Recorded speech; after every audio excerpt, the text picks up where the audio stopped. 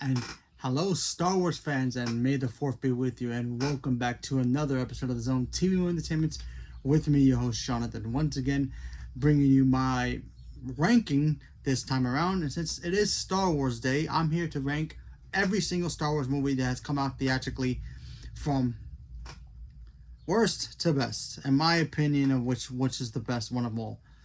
So, there are 12 Star Wars films theatrically, so let's talk about them. At number 12, I'm going to put The Rise of Skywalker. You know, The Rise of Skywalker, I was so excited. I was like, yes, episode 9, yeah.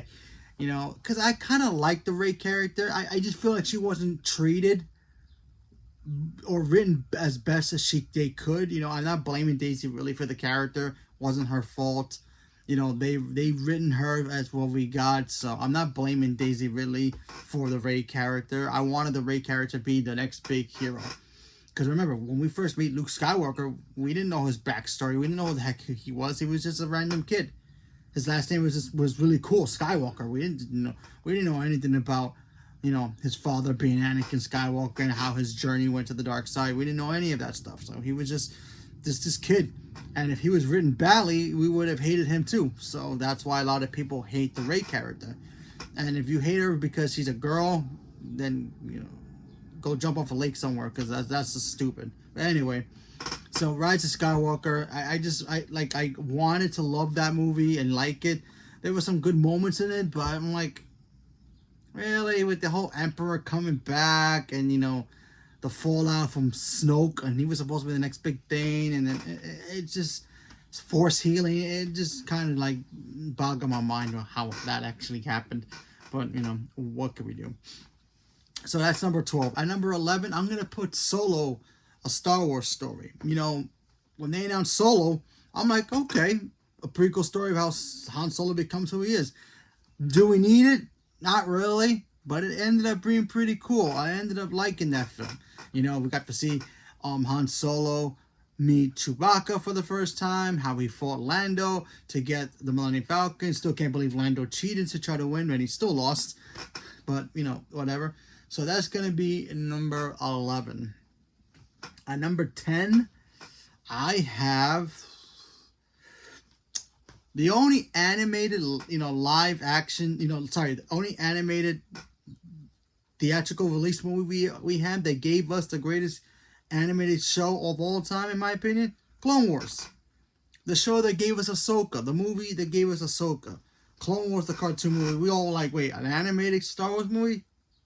Okay, why? Who's this girl? I'm pretty sure there's a lot of people out there, including myself, hated Ahsoka. I don't know why, but for some weird reason, when I watched Ahsoka in the cartoon, she's awesome. But for some weird reason in the movie, I just could not stand her. I'm like, why does Anakin need his own apprentice? Like, why? He's still an apprentice himself. Like, why? That's like teaching somebody how to drive, and that guy only has one lesson of driving, and he goes and teaches another kid how to drive. Made no sense to me, but for some weird reason, I hated Ahsoka in the animated movie. In the show, love her. Live action, love Ahsoka. She's one of my favorite characters now, so but it was just weird to me. So at number 9, here's where it gets tricky. I have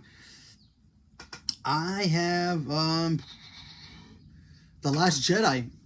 I know a lot of people hate this movie, and I understand why.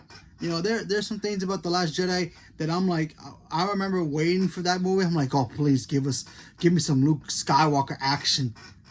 And we didn't get any of that. I'm like, man, I understood the story, and the story was fine.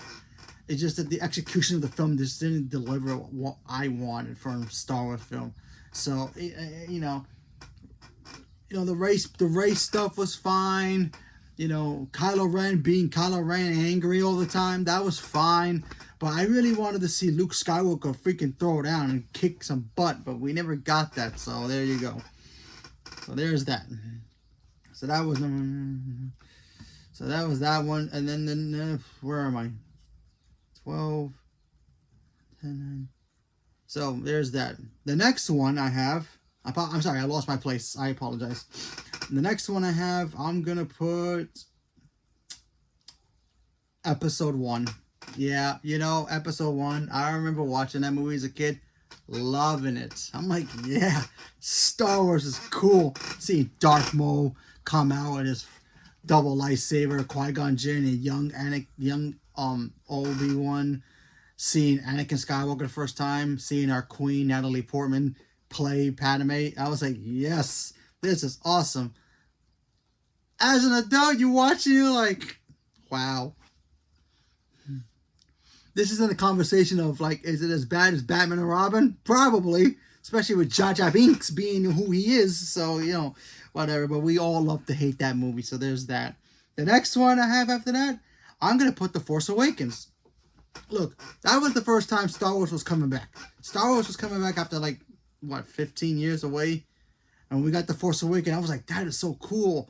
And there was controversy when, you know, Kylo Ren had his lightsaber and it had the little pointy sticks at the end, making like a cross lightsaber. I'm like, that's cool. Han Solo. I remember watching it in theaters. When Han Solo shows up on screen, everybody lost their mind. Seeing the Millennium Falcon, everybody lost their mind. You know, kind of developing a little crush on Rey because we were like, oh yeah, female Jedi. She's going to kick butt. She's going to be a nobody. She's going to be a badass. And we know how that turned out. So there's that. So Force Awakens, yeah, I quite enjoyed that movie.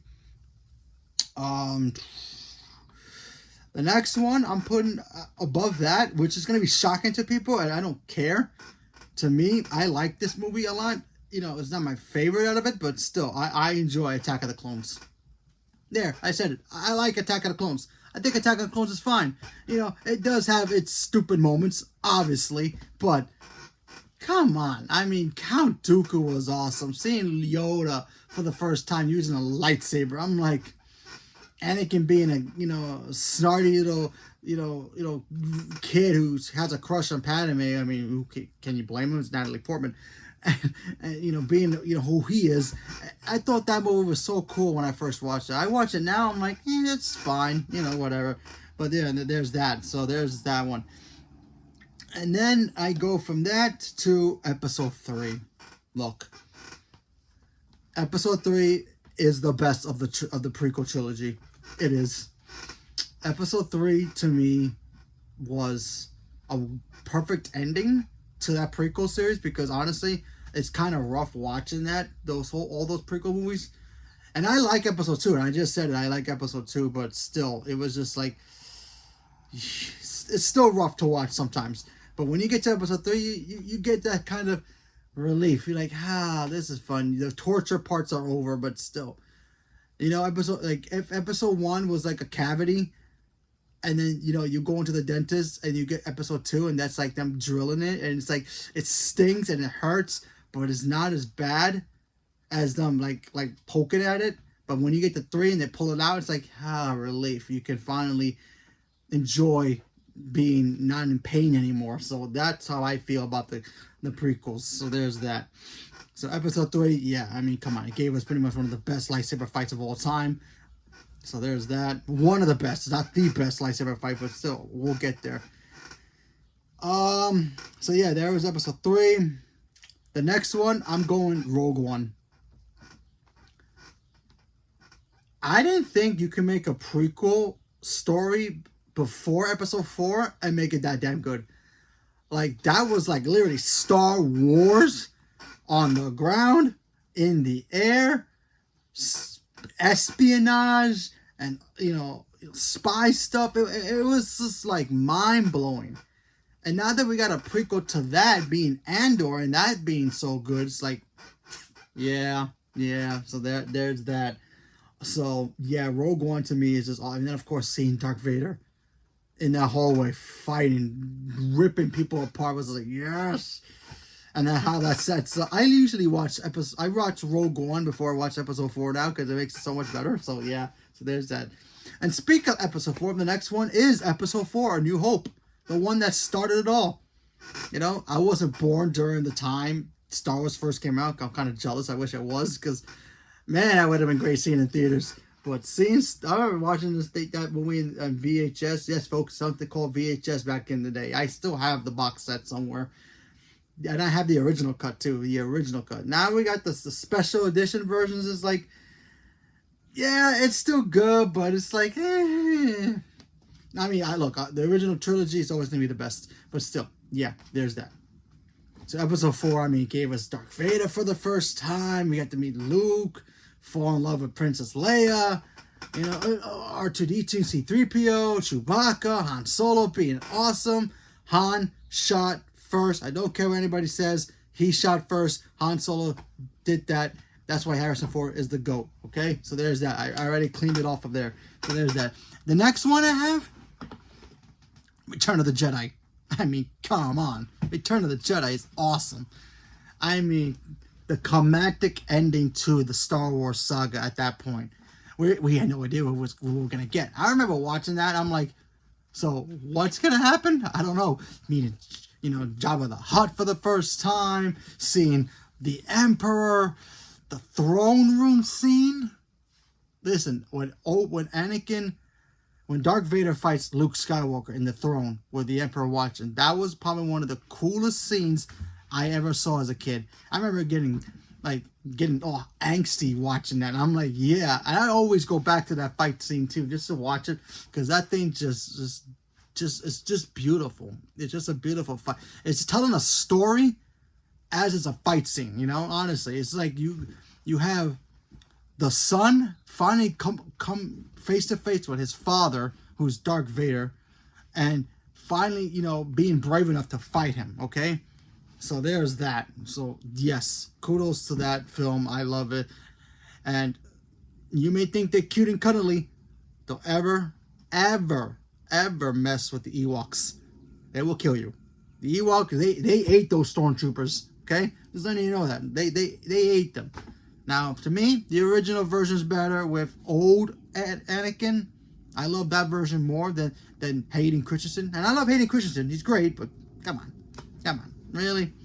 And they took away the Yup Yup song. Come on, but still, episode 6 is like, but nothing compares to my favorite Star Wars movie of all of them, and that's episode 5, Empire Strikes Back. I freaking love Empire Strikes Back. That is my favorite Star Wars movie, because it gave us something that we were waiting for. We like, okay, is this kid really going to be the chosen hero?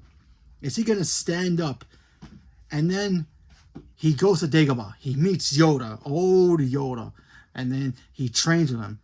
But he's still not ready to go. It's like a kid getting his driver's license and learn how to drive, and then he thinks he's ready for Formula 1. And what happens when he goes to Formula 1? Which meaning, basically, in this movie, he goes to face Darth Vader for the first time because he knows his friends are in trouble. He gets his ass whooped. He gets his butt whooped, okay? He loses his hand. He finds out the shocker of the century, which is the greatest shocker of all anything movies. Luke, I am your father. And boom. That sets up the story, the climactic story of episode 6. Or him fighting his father in the throne. He went in there thinking, oh yeah, I'm a Jedi now. I can fight. Got beat up. Then episode 6, he goes, nah, I'm really ready this time. Let's go. And we know what happens. Brilliant. And then the whole cliffhanger. And then Luke kisses Leia. That's still, I still like that. But still, it's very awkward now watching. It's like, wow. That's crazy. Han Solo confessing his love to Leia. I love you. I know. One of the greatest romantic lines of all time. You know, Carbonite, Boba Fett. Like, are you kidding me? That dude was so... That dude looked... That dude had cool written all over him, and he barely was in the movie. That's how cool he was. He was just standing there. Take Captain Solo to the cargo hold. I mean, come on. Seriously. Lando Calrissian. I mean, that stuff was just... I just freaking love episode 5. I don't know. To me, I could watch that movie all day long, every single day if I wanted to. But yeah. So, yeah. There you go. There's my little list. So, let me know what you guys think about my list. And what's your favorite Star Wars movie of all time. And why. And, yeah. Stay tuned for more. And may the Force be with you.